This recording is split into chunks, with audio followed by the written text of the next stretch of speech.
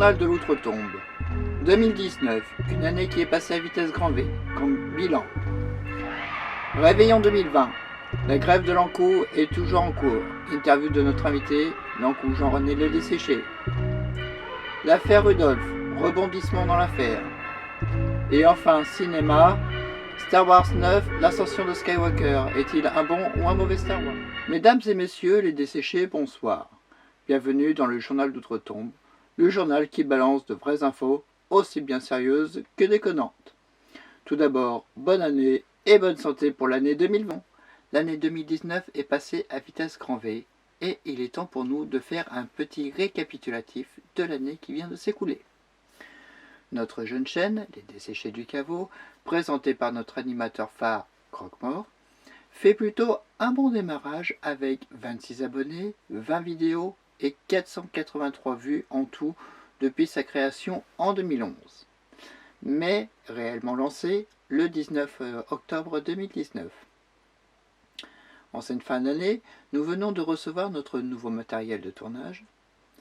Ainsi, le programme de 2020 ne devrait pas trop changer et nous devrions retrouver notre vitesse de croisière durant l'année. Toujours durant cette année, notre chaîne devrait migrer sur une autre chaîne YouTube, dont juste l'adresse changera, mais tout cela sera indiqué en temps voulu dans nos vidéos. Nos objectifs pour 2020, 1. Vous livrer un maximum d'une vidéo par semaine qui paraîtrait les mercredis vers 17 h. 2.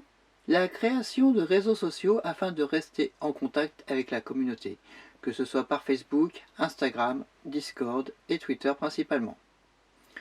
En troisième objectif, augmenter notre nombre d'abonnés à au moins 50 abonnés d'ici le 31 décembre 2020. Enfin, faire une vidéo d'évolution de la chaîne les 1er avril, 1er août, 1er décembre 2020. Voilà ce que nous pouvons faire comme bilan pour l'année passée. Réveillon 2020 maintenant. Les Ankou en sont à leur 26e jour de grève. Ils manifestent car ils n'arrivent pas à embaucher. En effet, le PENMO, le pôle emploi des morts d'outre-tombe, est en pénurie de chômeurs. Nous avons interviewé M. Jean-René Le Desséché cet après-midi par téléphone. Voici son témoignage. En ces jours de fête, nous avons le triple de travail à faire, c'est-à-dire faucher les âmes des vivants, car ils boivent plus que de raison et ils se pensent invincibles sur les routes. Nous, les Ankou, nous avons un secteur de 5 communes, avec seulement une vieille charrette qui graisse. Nous avons un cheval qui est squelettique, plus 2 aides. Un qui nous tient les brides du cheval, et l'autre, il nous ouvre les barrières et les portes pour nous aider dans notre fauchage. À chaque âme que je récolte, je dois laisser tomber un caillou ou une pierre de la charrette. C'est lourd. On a besoin d'une retraite, nous aussi. Cependant, avec les accidents de voiture, ça fait des morceaux, ça tâche notre linceul de travail. Et on ne peut pas récolter toutes les âmes qui arrivent en une seule nuit. Notre métier est vraiment difficile, donc si vous buvez pour faire la fête et que vous voulez rester vivant et en bonne santé, ne prenez pas le volant. Respectez-vous et respectez-nous. En tout cas, nous ne sommes pas pressés de vous accueillir dans l'outre-tombe pour l'instant. Merci beaucoup Jean-René. Justice maintenant. L'affaire Rudolph connaît un rebondissement inattendu. En effet, après avoir été acquittée le 28 décembre, la partie civile, composée de la mère et de la fille du Père Noël, ont fait appel au jugement et ont obtenu gain de cause. Rudolph a donc été condamné à mort hier soir et exécuté très tôt ce matin. Voici le rappel des faits.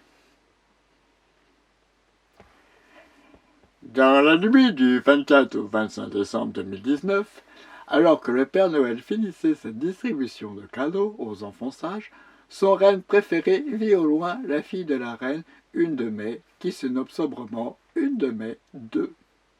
C'est à ce moment-là que Rudolph, répondant à ses instincts primaires, décida de contrebraquer et déstabilisa le traîneau du Père Noël, qui tomba avec une partie de sa hotte. Malheureusement, ce dernier percuta un avion en plein vol et mourut sur le coup. Voici la toute dernière photo de Rudolph. Pour terminer maintenant, Star Wars 9 est sorti le 19 décembre dernier au cinéma et réalisé par J.J. Abrams. Au final, que vaut ce film Star Wars? Est-il un bon ou un mauvais film? Eh bien, la réponse est oui. C'est le meilleur film de cette troisième trilogie, mais pas le meilleur des 9. Il y a eu de grosses évolutions pour certains personnages au détriment d'autres personnages malheureusement. Il y a de bons décors, de bons effets spéciaux, mais des moments un peu lourds, notamment des phrases pseudo-humoristiques, mais un humour tout de même bien plus effacé que dans les deux précédents pour faire face à un Star Wars bien plus sombre. Pourtant, ce n'était pas facile en effet pour J.J. Abrams de passer derrière Rian Johnson. En effet, il fallait qu'il réponde aux questions du 7, du 8, mettre en place les enjeux du 9, tout en concluant 42 ans de saga de film, et surtout dans un film de 2h20. Bref, un tour de main réussi, mais que restera-t-il de ce film en décembre de Véreux? Bref, un tour de main réussi, mais que restera-t-il de ce film en décembre 2020? Nous verrons bien. Voilà, ce journal de l'Outre-Tombe est maintenant terminé. Je vous remercie beaucoup de l'avoir suivi et d'être de plus en plus nombreux à suivre cette chaîne. N'oubliez pas le pouce en l'air, de laisser un commentaire, pas non plus de partager ces vidéos. Je vous souhaite une très bonne année, une très bonne santé et tout plein de bonnes choses pour 2020. A bientôt et surtout, ne vous desséchez pas trop vite.